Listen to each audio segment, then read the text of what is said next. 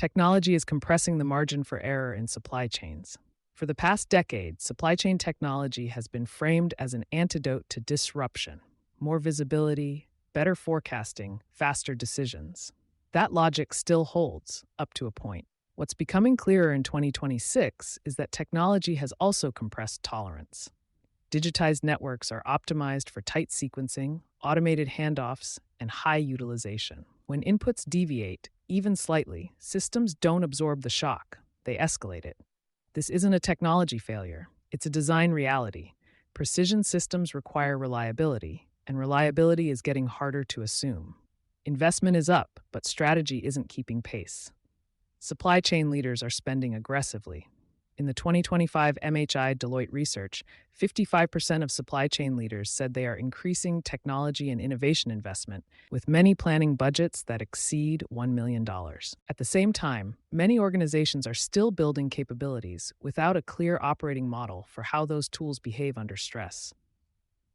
Gartner's 2025 survey found only 23% of supply chain organizations have a formal AI strategy. A gap that matters because AI and automation amplify whatever assumptions already exist in planning systems. In other words, spending is accelerating. Governance and intent are not consistently catching up. Visibility is spreading, and so is interdependence. Adoption of real-time tools is no longer niche. The 2025 third-party logistics study reports that organizations have already invested or are currently investing in supply chain control towers, 50%, and advanced predictive analytics, 54%, a sign that digitization is now mainstream across logistics and planning. But the gain in visibility has a trade-off: interdependence. Control towers and connected planning platforms do not simply show the supply chain, they synchronize it. They reduce slack, they tighten handoffs. Under stable conditions, that produces speed and efficiency. Under unstable conditions, it creates faster cascade paths. More visibility, in practice, often means fewer places to hide a disruption before it becomes customer impacting. Digitized networks can fail faster than manual ones. This is where many executive teams misread what's happening. A manual network can be inefficient, but it can also be flexible. People reroute, schedules bend, local decisions patch over late arrivals. Those fixes can be messy, but they often keep the system moving. Digitized networks behave differently. They operate on tight sequencing, inbound arrival windows, labor and slotting plans, yard appointments, and gate flow inventory positioning linked directly to production schedules. When an inbound shipment misses its window, the system doesn't work around it. It triggers a replanning cycle. Downstream activities shift, labor allocations change, dock schedules conflict, transportation appointments get missed. What used to be a manageable delay becomes a chain of exceptions. The result is a supply chain that looks smarter but is less forgiving. Why optimization remove the shock absorbers?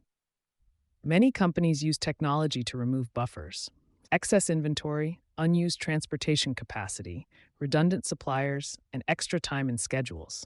McKinsey's 2024 Supply Chain Risk Survey shows companies are still actively building resilience, but the same research underscores that vulnerability persists. That tension matters. Organizations are adding resilience measures, but in parallel, digitized planning continues to reward efficiency. The net effect is often a more optimized network operating closer to its limits. And when networks run closer to limits, variability becomes more expensive. The real constraint is physical reliability, not data quality. The story is often told as a data problem. If forecasting were better, if we had real-time insights, if AI could see disruptions earlier. But the constraint organizations keep running into is physical: ports and inland movement, rail and truck availability, warehouse capacity, and labor timing equipment imbalances, chassis, containers, specialized parts. Technology can surface these limits faster. It can optimize around them, sometimes. But it cannot manufacture capacity or make a handoff reliable when the underlying system is strained.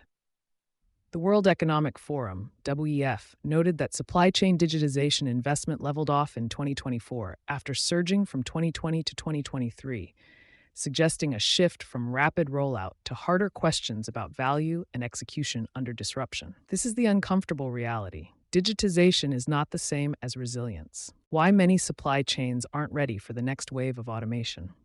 The next phase of supply chain tech isn't just dashboards, it's machine to machine decisioning, autonomous planning, automated exceptions, and AI driven orchestration. Gartner has warned that readiness is limited. Its research has stated only 15% of supply chains are ready today to respond to emerging machine driven demand dynamics. This gap matters because the more automation you layer on top of a fragile operating model, the faster failure propagates. Exceptions escalate sooner, manual overrides become harder, accountability becomes less clear. That is why AI in the supply chain is not primarily a technology debate. It's an operating model debate. What leaders should pressure test now? Executives don't need to slow digitization. They need to rebuild tolerance intentionally. Questions worth asking in 2026. Where has optimization removed recovery options? Which processes assume perfect inbound reliability? What percentage of exceptions require manual intervention? And how fast do they escalate? Where does the system default to speed over stability? Which performance metrics reward utilization at the expense of resilience? These are practical governance questions. They determine whether technology reduces risk or simply accelerates the moment risk becomes visible. Supply chains are becoming faster, more connected, and more automated. That has improved visibility and efficiency while narrowing the margin for error. In today's world, vulnerability is not that companies lack tools. It's that many tools are being deployed into networks that are operating closer to physical limits than strategy assumptions admit. The durable advantage won't come from seeing disruption faster. It will come from designing systems, digital and physical, that can still operate when reliability breaks. You've been listening to Sustainability Soundbites by Environment and Energy Leader. For partnership opportunities, please reach out to our team.